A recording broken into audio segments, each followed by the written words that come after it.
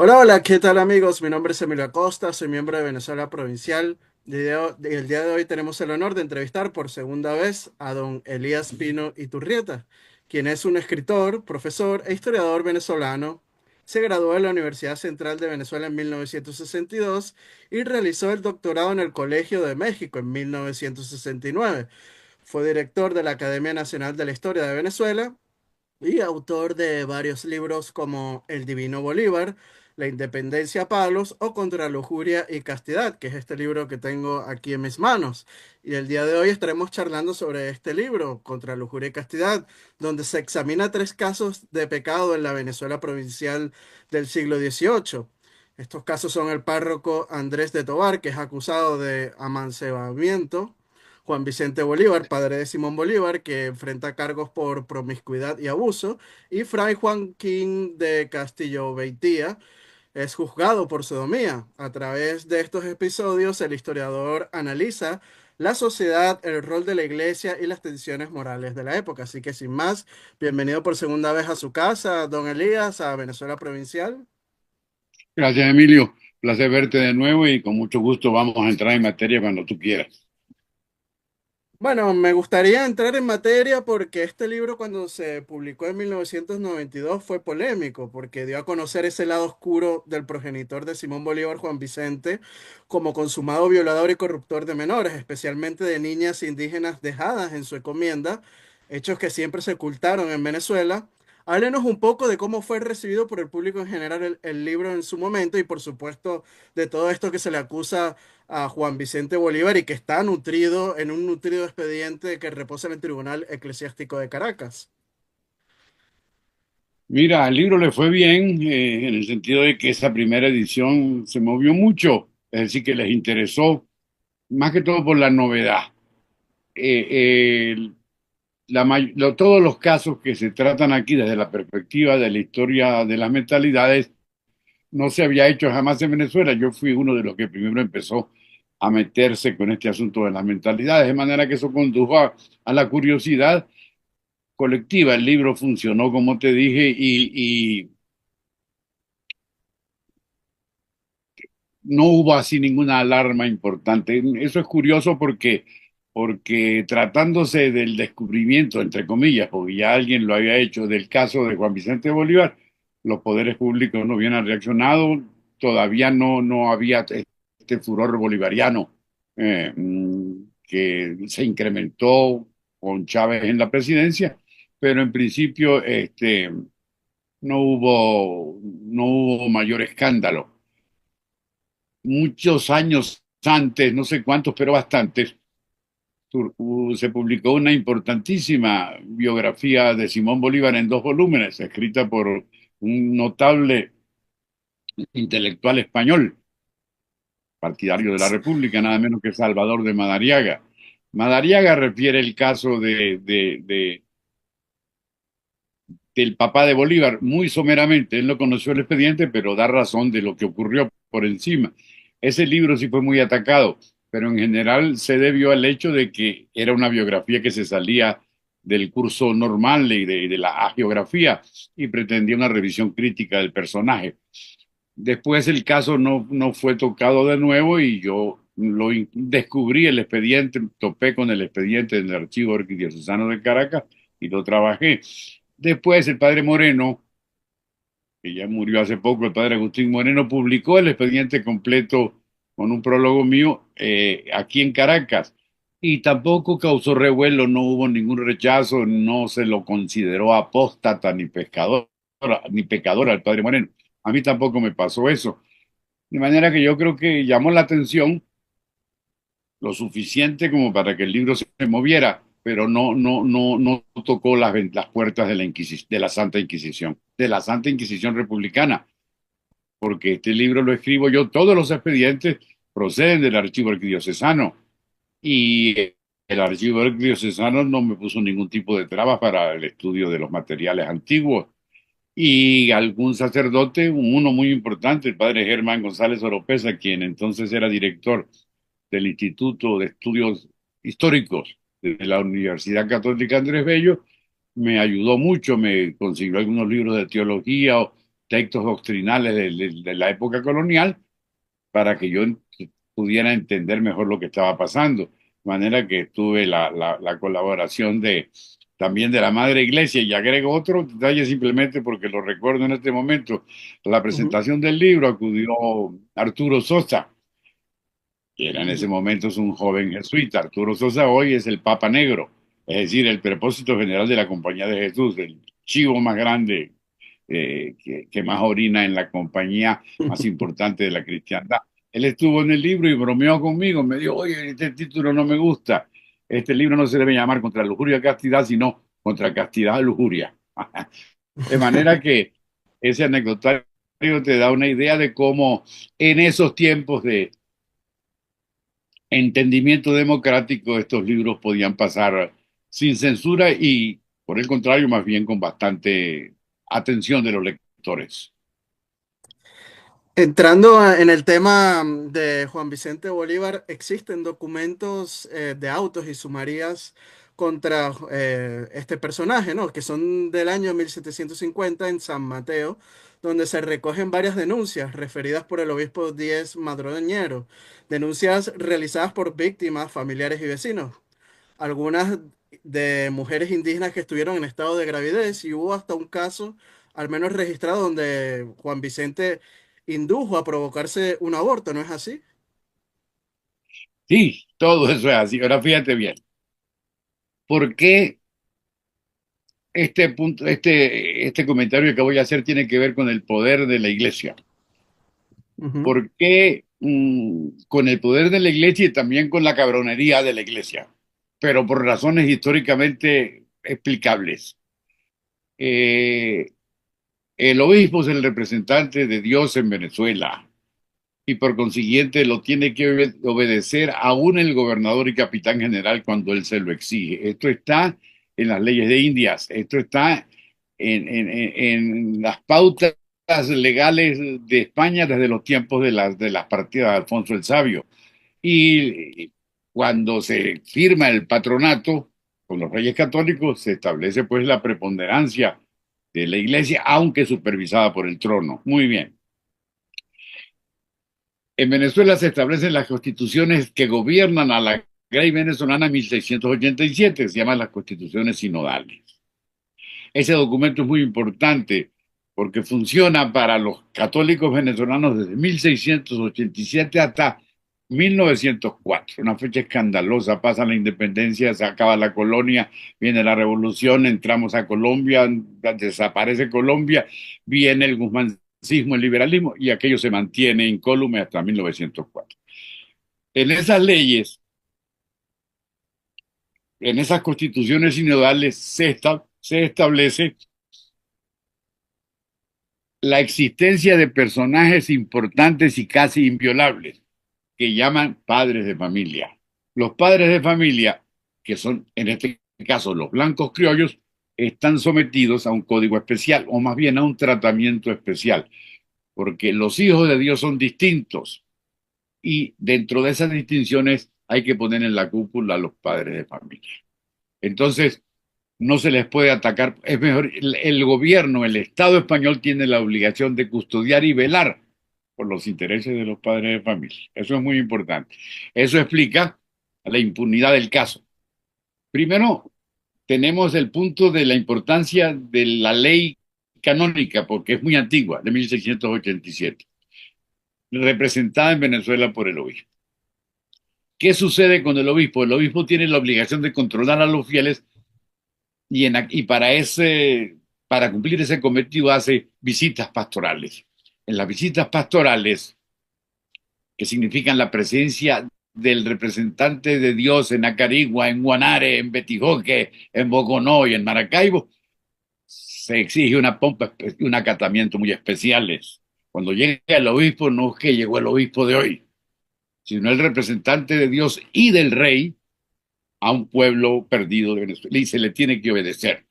Llega en una ceremonia inmensa lleno de los paramentos clericales y con los símbolos de su autoridad. Y se le exige a la feligresía que por orden de Dios tiene que confesar los pecados públicos o denunciar los pecados públicos bajo el imperio del juramento. Entonces, hay toda esa presión. Se hace un sermón a la llegada del obispo en el pueblo, en todos los pueblos, en este caso en el pueblo de San Mateo, y se les exige, porque si no cometen pecado mortal, o porque si no están en convivencia con Satanás, denunciar los pecados públicos. Y bajo lo que se llamaba entonces la religión del juramento, la gente desembucha el caso de Juan Vicente González. Si no, no se hubiera podido. Entonces, estamos en un caso extraordinario de que a un padre de familia y a uno de los mantuanos más poderosos y blancos y ricos de la provincia se le puede condenar por un delito, Que- pero además sí, hay otra que era situación justicia, final. Él, era justicia él era mayor, ¿no? justicia, exacto, él era justicia mayor de San Mateo. Entonces, ¿quién denuncia al tipo? El pueblo de San Mateo. ¿Y de qué lo denuncia? De cosas pavorosas que tú mencionaste cuando empezamos esta entrevista. Se le acusa de violación, se le acusa de amancebamiento con niñas, en este caso a veces con tres, con mujeres casadas, con esclavas, con la que a él le diera la gana. Y las trataba con dureza y muchas veces las escarnecía. Un caso escandaloso porque además aquí el caso es escandaloso por dos motivos. En primer lugar, porque es público y el pecado público es peor que el privado porque se propaga y puede servir de mal ejemplo. Y en segundo lugar, porque es padre de familia, es decir, porque es mantuano. Es decir, dos pilares del sistema colonial son pisoteados por Juan Vicente Bolívar. Entonces, y denunciados ya por la feligresía, por la multitud promiscual, como se decía entonces. Ese es el problema que tiene que enfrentar el obispo y no lo enfrenta. Ajá. Lo mejor del cuento es que Juan Vicente Bolívar, perdón, sale liso. Y es ahora cuando la memoria lo puede juzgar y condenar. En el momento en que cometió sus tropelías pasó liso y llegó a ser altivo y hasta insultante con el obispo Díaz Madroñero. Y el obispo Díaz Madroñero se metió la mitra por debajo y se hizo el loco. No lo pudo condenar y descubrimos el expediente ahora pues por casualidad, ¿no? Mira lo que hay aquí. Mm. Debemos suponer que Juan Vicente Bolívar fue objeto de murmuraciones. Todo el pueblo se enteró de aquello. En un pueblo más o menos cercano a Caracas es evidente que llegaron las noticias y corrieron como pólvora. Pero en la parte que importa de veras, que es en la parte superior, en el cabildo, en el ayuntamiento, en la sala capitular del convento, en el cabildo eclesiástico de Caracas no pasa nada. Y por supuesto no pasa nada en el trono. Juan Vicente Bolívar sigue siendo el honorable caballero de quien nacerá el libertador de Venezuela. Es un caso extraordinario, extraordinario. Sobre todo, ya saliéndome del punto concreto por la alcahuetería del futuro. Este expediente no fue que lo encontré yo, porque estaba iluminado del cielo. Ya lo había mencionado Madariaga, como dije ahora. Desde el siglo XVIII hasta el siglo XX ese expediente permaneció allí y las instituciones, la Academia de la Historia, la Sociedad Bolivariana, la Escuela de Historia, la Universidad Central, los partidos políticos, los políticos propiamente dichos, los profesores, los autores, los escribidores, jamás dijeron nada. Eran ciegos o no tuvieron la suerte de encontrarse el documento. Son preguntas que quedan en el aire para que nos detengamos en algo que de verdad importa mucho a la sociedad actual, la influencia que todavía tiene Simón Bolívar y por consiguiente también los llamados bolivarianos. Entonces no estamos hablando de un libro del siglo XVIII o de un suceso, de un episodio del siglo XVIII, sino de cosas que nos incumben directamente. Sí, Pero lo totalmente. mismo pasa Sí, con nosotros. sí, lo escucho. No, perdóneme, estoy hablando mucho y te interrumpí. Dale tú. No, Este es sí, tu programa, además. no, le iba a comentar que efectivamente este caso se ha ocultado hasta finales del siglo XX justamente por eso, por el culto a Bolívar que existe. Y entonces sería una especie de escándalo o raya, como dirían en Venezuela, que su padre Juan Vicente Bolívar fuera un consumado violador, ¿no? Claro, es importantísimo el asunto. Esto no es banal, esto no es trivial, porque él es el papá del hijo Y se sabe, por lo menos desde Freud y hasta nuestros días, que la infancia es fundamental en la formación del carácter, donde circula la infancia del niño Simón José Antonio, en la casa de este monstruo, que a casa después con una niña de 14 o 15 años, que es la mamá de Bolívar. Mira, eso tiene que formar un carácter, eso tiene que organizar, orientar un temperamento que nos importa porque va a ser de lo público ese temperamento pasa a de lo privado ese temperamento pasa a lo público. Él deja de ser el hijo de su papá para convertirse en un líder político, en un capitán de ejército y llamado, en un fundador de república llamado Libertador. ¿Cómo se llama la república nuestra hoy día? Lleva su nombre, la República Bolivariana. De manera que la República Bolivariana tiene un papá, que es Bolívar, vamos a decirlo, pero también tiene un abuelo, que es este tipejo llamado Juan Vicente Bolívar. Entonces es un tema que aparece en apariencia solo del siglo XVIII, pero evidentemente lo es del siglo XX y del siglo XXI, es decir, de nuestros intereses y de nuestras vivencias. Sí, y algo que llama mucho la atención es lo de la edad, ¿no? Que, por ejemplo, cito aquí, desde que las muchachas tienen 10 años, ya las persigue hasta echarlas al inmundo. Pasan de 12 de las doncellas que yo sé ha desflorado en solo este pueblo de San Mateo. Estos son partes de lo que dice los documentos. Es increíble, ¿no, don Elías? Es increíble. Y había también, se demuestra con la documentación, que hay mucho miedo, porque no solamente amenaza, sino que lleva a cabo las amenazas al marido de una de esas señoras renuentes a acostarse con él, lo mete en un cepo. Y la gente sabe que tiene poder, porque es rico, un hacendado poderoso, pero además tiene autoridad legal, es justicia mayor del pueblo, la primera autoridad, digámoslo así. Este, interesantísimo, primero porque no era inhabitual que eso ocurriera.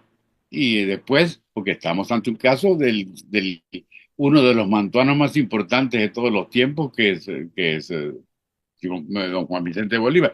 En el libro hay otro caso de otro mantuano muy importante, descendiente de la familia del conde de Tovar. Era cura. Sí, sí, justamente quería preguntarle de eso, porque hay otros protagonistas en su libro, y hay que hablar de ese otro caso, que es el de Andrés de Tovar Ibáñez, ¿no? Párroco de Cúpira, acusado de amancebamiento público y notorio como una mujer casada. Como usted bien ha dicho, su apellido es Tovar, eso ya nos dice mucho que pertenecía a la élite criolla, a los condes de Tovar. Háblenos un poco de ese caso, don Elías. Es un caso escandalosísimo. Para resumirlo, el cura este, ¿cómo se llamaba? Andrés de Tovar Ibáñez, sobrino del conde de Tovar, este, no solamente tiene amancebamiento público con una mujer casada, sino que ostenta el amancebamiento en la capilla, en la iglesia, la lleva al templo, la coloca en alfombra y en el lugar principal y permite que adorne su cuerpo o su vestimenta con las alhajas de la Virgen. La Virgen debe ser una estatua modesta que hay allí, una imagen modesta que tiene sus adornitos de oro y plata. El cura se los quita, el padre Tovar, y se los pone a ella. Y toda la sociedad contempla aquello, y ese escándalo llega al obispado, y el obispado ordena su suspensión y su captura. Él además trata muy mal a la gente, confiesa cuando le da la gana, por estar con la mujer no visita a los enfermos. Todo un caso de despotismo local. Escandaloso.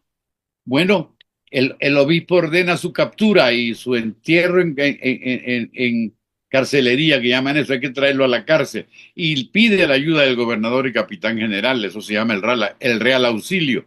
Pues no es posible.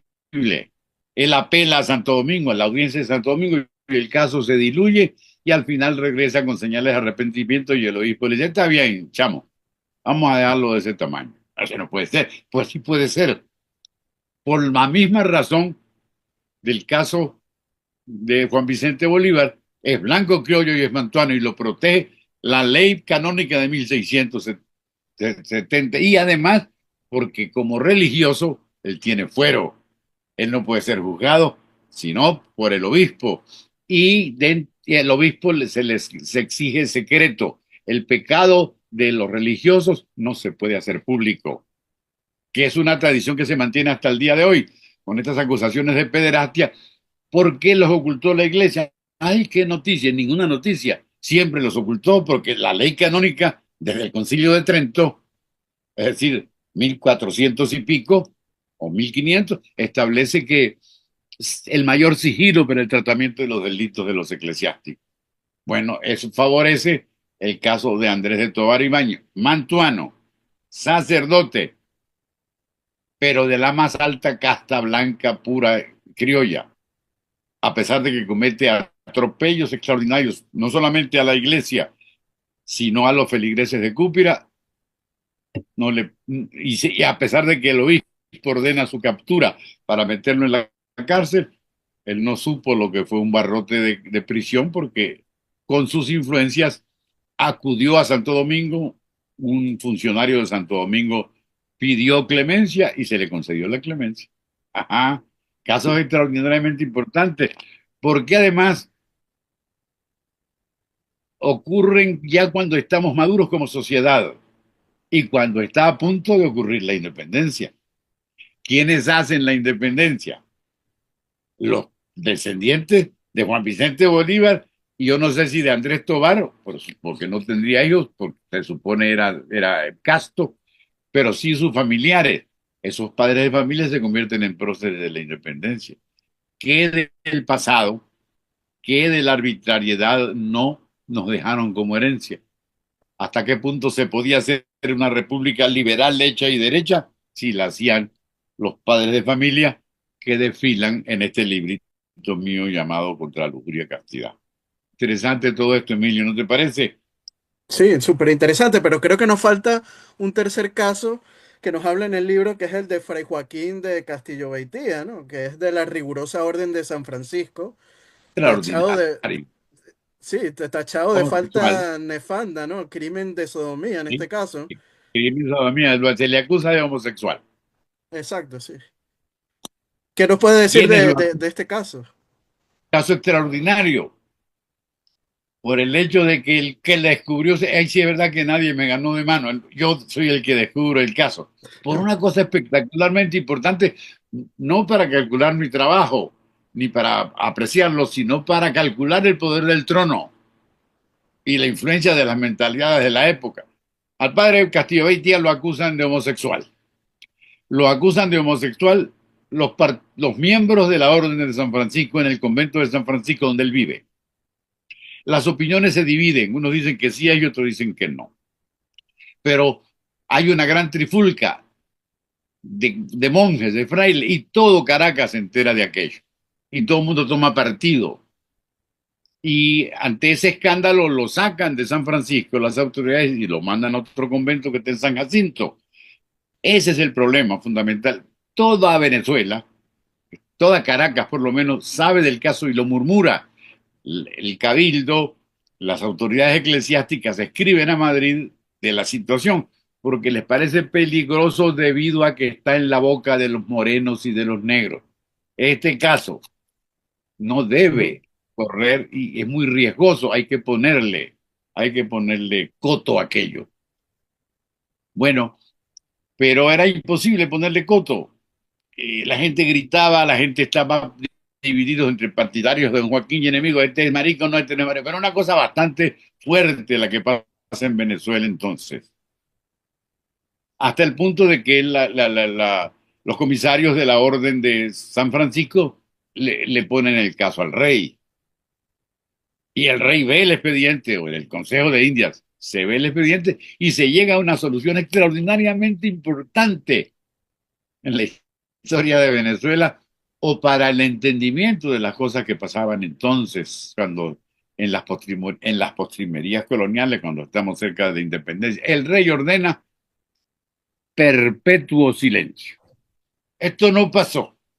¿Cómo que no pasó? No, si todo el mundo, esto no pasó. Y por consiguiente, nadie me habla de lo que no pasó. Un suceso público y notorio desaparece. Eso no es posible. ¿Y quién hace que desaparezcan? No es solamente Dios, no, el rey de España, Carlos III o Carlos IV. No puede ser, sí señor. Pero ¿cómo es posible esa posibilidad? ¿Cómo es posible esa salida tan absurda o tan loca? Eso no existe. Existe. No hay ningún documento. Primero, nadie habla más de Castillo Beitia después de la Real Cédula. Ujú. Si tú te pones a investigar, no hay ninguna cuestión. Nadie dice nada. Y aparece después cerca del obispo y en funciones religiosas muy importantes de Caracas. Entonces, y aquella trifulca escandalosa, no hubo. El rey prohíbe, primero ordena expurgar los documentos del caso en toda la provincia de la Santa Cruz. La provincia franciscana de la Santa Cruz tiene que ver con toda Venezuela y con las islas del Caribe, Santo Domingo y Puerto Rico. En los archivos de Santo Domingo, Puerto Rico y Venezuela no apareció jamás un solo documento sobre el caso. Los mandó a quemar el rey. Y además ordenó pública satisfacción. Con repique de campanas se le anuncia el perpetuo silencio a la sociedad. Y cómo primero repican las campanas y después los involucrados en los claustros se abrazan y se juran recíprocamente fidelidad a la cédula real. Y así se hace. Y entonces, ¿qué está pasando? Entonces, ¿cómo es posible que yo esté contando esto con detalles? Porque yo me encontré la Real yo porque el mismo Castillo Beitia dice en un momento, a mí me están fastidiando la vida y hay un documento que me libró de culpas. Él mismo viola el perpetuo silencio y cuando él lo viola, le digo, ¿qué estará pasando? Yo puedo encontrar la Real Cédula y gracias a la Real Cédula veo cómo hubo una amnesia colectiva. Es otra idea, primero, del poder del trono y en segundo lugar, de la obediencia de primero de las autoridades civiles y eclesiásticas, pero también de la sociedad en general a un mandato real. ¿Tú crees que sea posible en esta sociedad tan chismosa o en aquella que fue tan chismosa, porque todas las sociedades de todos los tiempos han sido chismosas, un perpetuo silencio? Pues resulta que sí es posible, porque nunca más se mencionó el caso y archivo que tú busques, periódico que consultes, expediente que revises, nadie toca ni con el pétalo de una rosa el caso de la homosexualidad del padre Castillo Beatty. Una sola referencia hay, un pleito que tiene con el padre, por el padre, que es importantísimo, más importante que él, el padre, No recuerdo, a ver, déjame buscarlo por aquí. el que escribe la alta arca de letras y Teatro Universal, Sí, ay, que que es era como, muy importante, llegó a ser hasta cercano a Bolívar en algún momento, escribió la primera enciclopedia de Venezuela, él tiene un pleito con él y le dice que no lo toque porque yo no quiero tener ningún contacto con usted por todos sus pecados anteriores. Y este lo acusa a padre Navarrete, se llama Navarrete, sí, Navarrete, Juan ajá, sí. Navarrete, ante el capítulo, es decir, ante el gobierno del convento, y le llaman la atención a Navarrete y dice, déjeme la vaina con Castillo Beite, o si no, lo sacamos del país. Entonces él, que había sido profesor de teología en Puerto Rico y en Santo Domingo, dice que no, que él se calla la boca, porque por problemas de salud el clima de Santo Domingo o de Puerto Rico no le sirve. Y desaparece otra vez el caso. Una sola referencia desde el siglo XVIII hasta la actualidad, la del padre Navarrete, aunque es una referencia sinuosa, él no va directamente al tema de la homosexualidad del padre Castillo Beitía. En resumen, un caso extraordinario, porque se ve cómo la iglesia influye mucho todavía, pero como también el poder del rey, a pesar de que es un poder menguante y de que estamos seguros y de que sabemos que después le damos una patada con la guerra de independencia. Mentiras, la mentalidad no pasa. Una sociedad no cambia de mentalidad, decía el maestro José Gaos, como cambia un hombre de camisa para tirarla a la tintorería. Este es un problema de siglos, es un problema de procesos muy lentos que se pueden descubrir y se pueden ratificar en la revisión del trabajo como este que yo escribí contra lujuria y castidad y que hemos venido comentando. Bueno, ya nos quedan 8 minutos, don Elías, Ahí, y algo muy importante de estos tres casos es que los tres son criollos, son mantuanos, son de la alta clase de la Capitanía General de Venezuela, y esto derrumba el mito de que los criollos eran, digamos, eh, denigrados en la época provincial, ¿no? No eran muy discriminados, que digamos. ¿Y cómo analiza usted el papel de las élites criollas en la construcción de los valores morales y sociales en la Venezuela provincial y también en la republicana? Esa élite criolla que trató de corromper la justicia, como hemos visto en su obra. la ley canónica de 1670, la ley canónica que de nuestra, lo que llamamos las constituciones sinodales, y tengo una tontería, ¿tú recuerdas la fecha? Sí. 1687, aquí está. Las constituciones sinodales, la ley para los venezolanos, que es la traducción específica del Concilio de Trento de 1687, determina la paternidad de un grupo de personas sobre el resto de la sociedad. Ese grupo de personas se llama padres de familia, a quienes se debe obedecer. Ese grupo llamado padres de familia es el mantuanaje, los blancos criollos, que por orden de Dios son los soportes del sistema.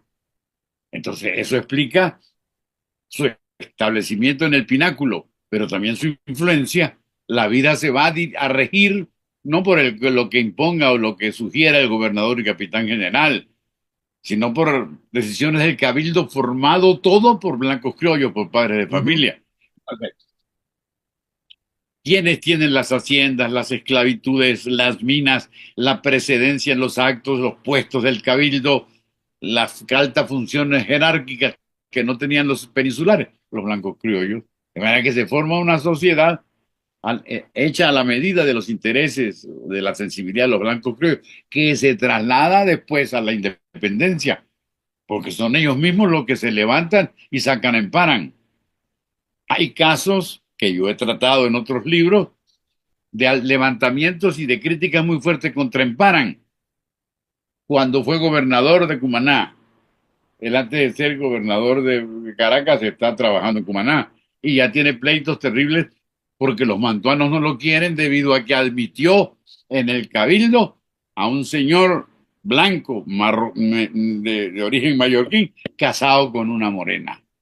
Ah, No sí, en se podía. Barcelona, en la ciudad de Barcelona, sí. En Barcelona, ahí está. Bueno, esos señores están en este Estamos peor hablando, para los que nos ven de España, de Barcelona, Venezuela. de Barcelona, Venezuela. Este es un caso de 1808. Todavía está en la audiencia el caso de 1808. A pesar de que el rey ordena que no fastidien a Castillo Beitia. Que lo den a Castillo Beitia, no. A Mallorquín. Sí. Mallorquín. Al Ujú. Mallorquín. Bueno, apelan a la audiencia de Caracas y van a mandar representantes al trono. Porque el mallorquín no puede ser concejal, no puede ser alcalde, debido a que casó con desigualdad, le casó con una morena. Bueno, esos señores que piensan así y y que piensan así porque son padres de familia y porque levantaron la, la, la se convirtieron en revolucionarios cuando el rey publicó la Real Cédula de Gracias al sacar, son los que van a hacer la independencia. Dime tú, qué arte de vivir lo vivir lo que qué maroma los convierte de monárquicos en republicanos y de godos en liberales. Esas son cuestiones que tenemos que revisar con cuidado. Para eso está la historia de las mentalidades. Ya lo hemos hecho mucho. Hay muchos trabajos de muchos historiadores en Venezuela que se han ocupado del tema, pero todavía predomina esa versión patriótica o patriotera que les hace un nicho a los padres de la patria. Esos padres de la patria son primero padres de la colonia. Y esos padres de la patria son los opresores y los dueños de la sociedad. Van a dejar de serlo porque se van a convertir o porque se convierten en jefes en diputados y en caudillos militares. Son preguntas que puede tratar de responder el público porque les incumbe mucho. Son totalmente contemporáneos. Así es, y bueno, son los que, los padres de la llamada República, ¿no? Así que bueno, ya hemos llegado al final de este podcast, don Elías, de verdad que ha sido un gustazo compartir con usted, ya nos quedan 3 minutos y las cámaras de Venezuela Provincial son todas suyas para despedirse. No, Emilio, pues me despido diciendo que te agradezco que me hayas invitado de nuevo. Yo pienso que estas conversaciones son muy útiles. Hay perspectivas de entendimiento de la vida y una de las perspectivas son las profesionales. Si yo quiero hablar de dentistería, yo debo consultar con el dentista. Si a mí me interesa que me hagan bien el puente para que yo pase, es asunto de ingenieros. Pues lo mismo pasa con esta memoria nuestra venezolana y de hispanoamericana. Eso no depende de la reminiscencia de cualquiera o de lo que se le ocurra a una persona que resolvió meterse a internauta y que maneja las redes sociales. Lo puede hacer porque hay libertad de expresión, pero la libertad de expresión no garantiza propiedad de interpretación porque la propiedad de interpretación es profesional. ¿Qué se necesita? Para estos abordajes del pasado, como hemos tratado de hacer hoy con seriedad, pupitre y profesión, es decir, uno estudió durante varios años una carrera relativa a la memoria y ha escrito desde varios años trabajos relativos a la memoria, es decir, a lo que sucedió en el pasado y tenemos que recordar ahora, historiadores. Simplemente no, yo creo que ese comentario funciona porque ahora la irresponsabilidad, pero sobre todo el escudo de la libertad de expresión permite que cualquier necio, cualquier majadero diga lo que quiera sobre la historia de Venezuela. Así es, y bueno, para este tema recomendamos la obra de don Elías Pino Turrieta, Contra lujuria, castidad, historias del pecado en el siglo XVIII venezolano, que está disponible en Amazon, por ahí pueden adquirirlo.